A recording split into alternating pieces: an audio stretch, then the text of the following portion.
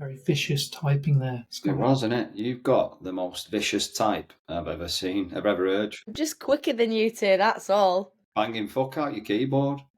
Are Are you going to do a welcome, like Happy New Year style? Welcome to 2025, this podcast, Nick. Are you going to do it? You just done it? Oh, there you go, it's done. that's brilliant. First of all, let's talk, Sky, about, remember when I seen you over Christmas and I seen you at that tractor thing? Do you want to elaborate on that tractor thing? Yeah, Nick, right. In this, where Sky lives, and it's about 10 minutes, not even that from me, they host like an every year Christmas Eve tractor things where people dress their tractor up with lights, right? Christmas decks. Right. No, I've never been before, right? So Stacey's trying to humour me and go, come on, come for the kids, it'll be great. I have never seen so many people in my whole life fill a street. It is unbelievable. And there was about 60 tractors, and it turned into a bit of a legal rave down the street, like at some point, didn't it? It was sick. How good was that? It was class. Anything that goes on that street, so like Whit Friday with the brass band competitions, and there's something else as well, the rush cart, where they put the Morris dancers on the big bale of hay. There's all sorts that goes on in Saddleworth. It's nuts, but everyone lines the streets. The pubs are full. Yeah, and it might be inbred as fuck, but at least it's good here. Do you know what I mean? Nick, you need to move in, don't you? Yeah, you'd love it.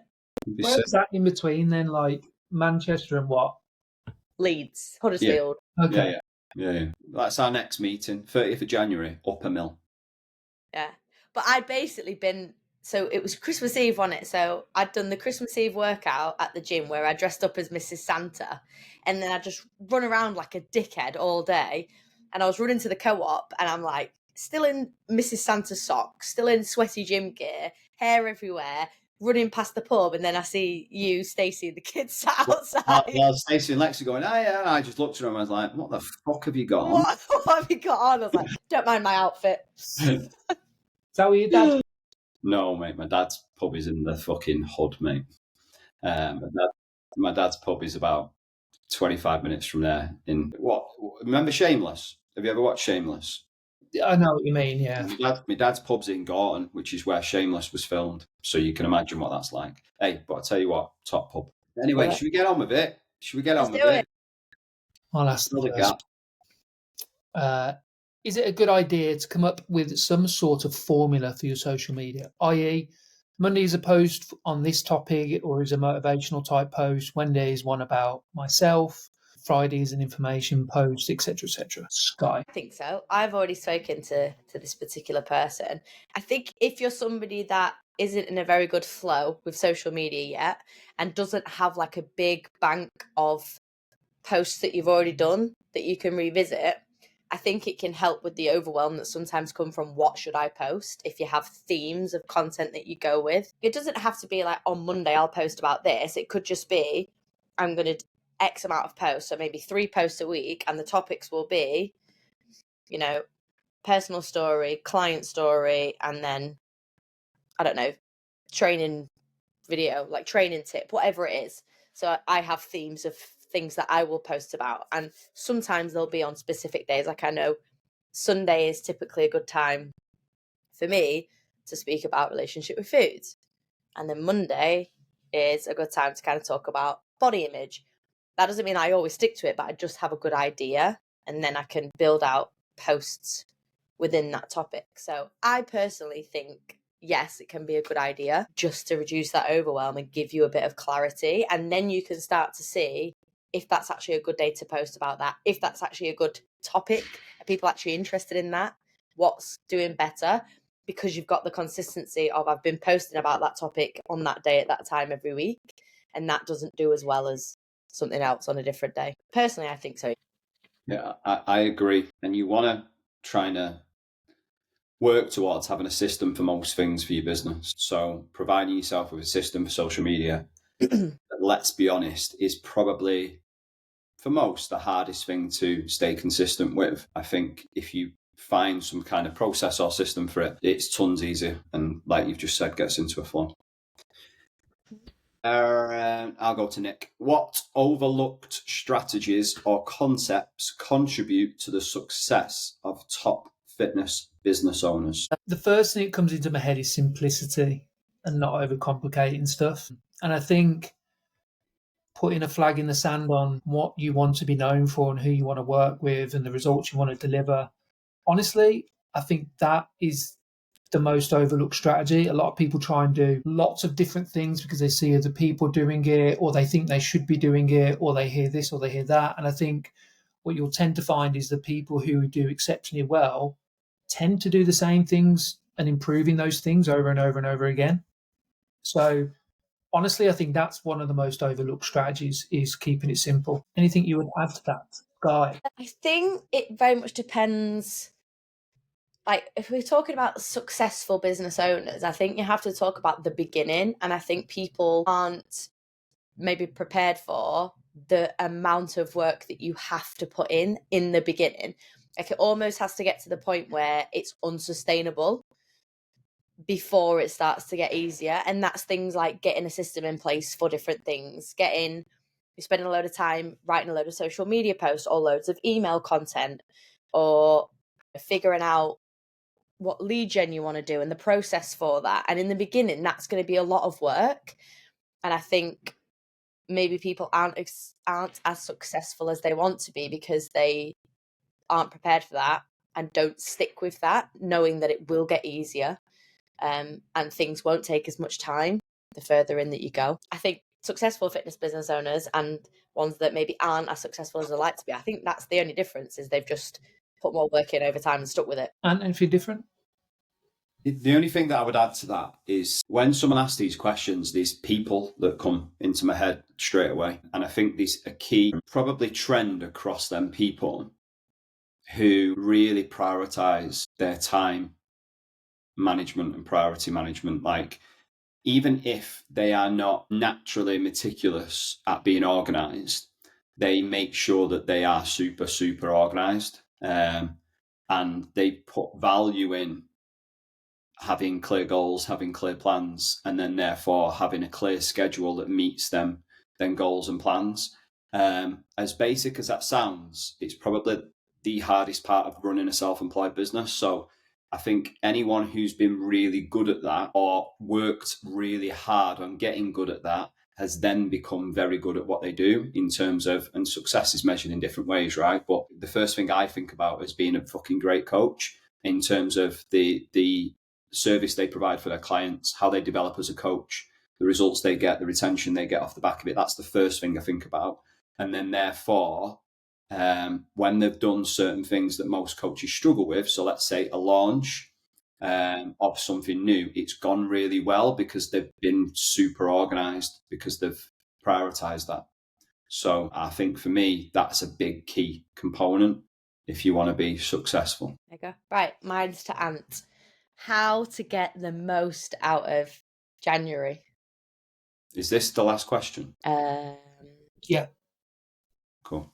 How to get the most out of January? I think first and foremost is I would go back and listen to what I've just said, is how can you be as organized as possible? And to dig into the detail of that is, I want to make this as actionable as possible, so just bear with me. I think the first thing is look at making sure that each week is set, your month is set up in terms of where you're coaching, where you're not coaching, where you're taking time off, all of the basics of schedule management. Where are you working on marketing, content, lead generation? What is your availability to taking new clients? Give yourself as much clarity on your schedule, your time management as possible, but making sure that they're aligned to certain things like aims and goals, like what am I working towards? Because getting the most out of January for me is like, you can go into it a bit like, right, I need to be super proactive and work really hard. And then you kind of do 10, 12-hour days in the gym, you get clients and see it being successful. And there's a snowball effect. February and March takes a hit because you've worked super hard and there's too many hours and it gets messy and you're working when you don't want to work. So I think personally, doubling down on goals and aims, schedule management, priority management, and making sure that you are meticulous every single week and in staying as much as you possibly can on track with that schedule. And then I think for me, if we look at it in general terms, how can you make the most out of January? For me, a bit like I shared on my story this morning, is showing up in a way that if you're wanting to create awareness and attention and gain interest in January from people, then you're going to have to be there. So if that's you in a gym, you're going to have to be there helping people. I was in that gym this morning. I've never seen it as busy at 6 o'clock. Like, it was really busy, which is class. And then I seen one PT come in at about maybe 6:45 for a 7 o'clock session. And I was like, wow, that's mad. Like, for me, how to make the most out of January is if you want to work at, say, 6 a.m. in the morning, be in there helping people consistently, I think is really key. Creating some set non-negotiables for yourself as well, I think is going to be really important. Like even I do it to this day, is making sure that even in my notes in my phone, I've got 5-6 things that I need to do daily that I tick off that are absolutely non-negotiable, and I can't finish work until they're done. I think being accountable to yourself in that side of things, I think they're 3 of my biggest things, because if we can generalize, most coaches want to get clients out of January. And that's the biggest outcome that most of you want going into February too. So if you nail all of them 3 things that I've just spoke about, that's going to help you in them areas. Passing it around the table, what else would you add, Nick? I would say managing your expectations in regards to not assuming or taking away the assumption of people are going to be coming up to you and asking you for PT. And I think it's an obvious assumption to have, and it probably will happen. But I think if you rely on that, you're probably going to miss out on a hell of a lot of opportunity. So, yeah, that's the one thing I would add in, is more of a mindset. An expectation front is, don't expect anything to happen. You're not entitled to anything. So do the things you just said. Sky? Don't know if I've got much more to add. I think for me personally, I always tend to look back at last January in terms of what I was doing, emails, posts, my schedule. Is that something that I just want to replicate again this year? If so, then great. I'll just look at what I was doing last year and reuse some of that. If you don't have any of that from last year, I think this is a really good time, like you said, to really double down on like your schedule and your goals. What do you want to get out of this month? Because there is an expectation that it's just going to be really busy and everyone's going to be really motivated, and they're going to want a PT, they're going to want a coach, they're going to want online programming, whatever it is. But without you having actual goals, I think people can either get really complacent or get really overwhelmed either way. So it's just the basic stuff. Again, if you're not really clear on what you want your schedule to look like, what you're aiming for this month to get out of the end of January, then you can't work backwards from any of that.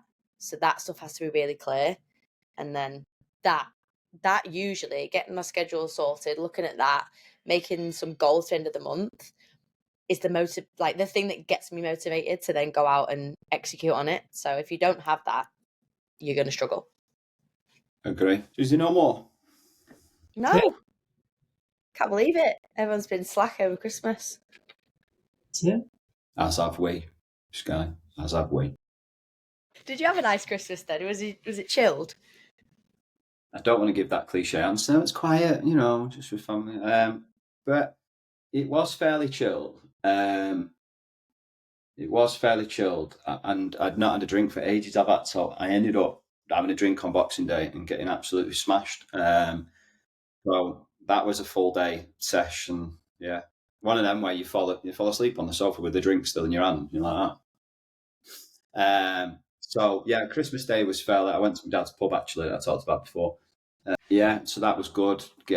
Obviously maintained my Articulate champion status. No one's beat me yet. No one's beat me at all. So I've still got that.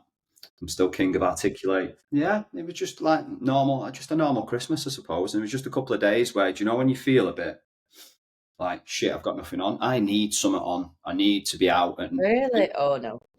Yeah, I need to be out early, or I need to have some purpose in my day. And there was a couple of days where there wasn't, so I just fucking went to the tip about 6 times. Do you know what I mean? Proper dad thing to do, that, isn't it? Yeah, apart from that, did nothing new. What did we do New Year's Eve? Went to the Trafford Centre and that was it. Like, we didn't do anything special New Year's Eve. I was asleep at 10 o'clock. The kids and Stacey stayed awake till past 12. I went to sleep. Nice. Yeah. So, not much on. What about you, Sky? I was in A&E with Rick on Christmas Day, so that was Oh, fun. Yeah. Yeah, it was a really weird one. We didn't have much planned anyway because Rick had his surgery on the 17th, so we knew it was going to be pretty chilled. But then he ended up getting, it was basically COVID. No way. So he ended up, yeah. But because he was obviously a week out from surgery, it just completely fucking took him out. But I've never seen him that ill before. But you know when like in bed someone's freezing cold but boiling hot, so he was sweating, but he was like proper shivering in bed. So we ended up ringing 111 because I was like, look, what if it's sepsis or something like that? You know, all the worst things come into your head and you just had surgery.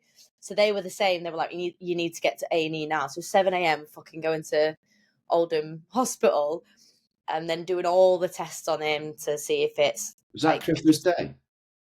Yeah, Christmas morning. But the worst thing is, I laugh about it now, is like me and Rick have both got a massive phobia of like getting blood taken, injections, cannulas, all that stuff. Well, they only had to fucking take about 3 vials of blood. They put in a cannula because they thought they were going to have to give him antibiotics. So he was just literally having like a mini panic attack for like 3 hours. And they wouldn't let him leave because his heart rate and his temperature wouldn't come down. And in the end, his dad rang me and said, do you want to swap over? It got to like 1. He was like, do you want to swap over? I'll come in and you can come over here and like open some presents for Samson and stuff. And his dad ended up saying to the doctor, and like, I think his heart rate's not coming down because he's terrified of needles, and you've got this cannula in his hand. As soon as they took the cannula out, it all went down and they let him leave. So it was just a bit of a nightmare. And then we all got ill then. So just spent most of it like a bit ill. But it was actually nice. Like, I'm the opposite to you. It was nice to not do anything. There was like some days where we just didn't even leave the house. Yeah. You know what? When people have said, how was your Christmas and all, the one big positive another benefit was not rushing about, feeling like, about everywhere, I suppose. Yeah. Oh, yeah. Quiet. How was your curry, Nick? It was all right, yeah. It was okay. Different. Nah, it's not for me, that. I think I could, you know. You know what? It was really nice rocking up and, yeah, just chilled, just really chilled. A few hours, and that was it. Not dealing with the forced expectation of the food and the games. Just, yeah, really chilled. Really nice.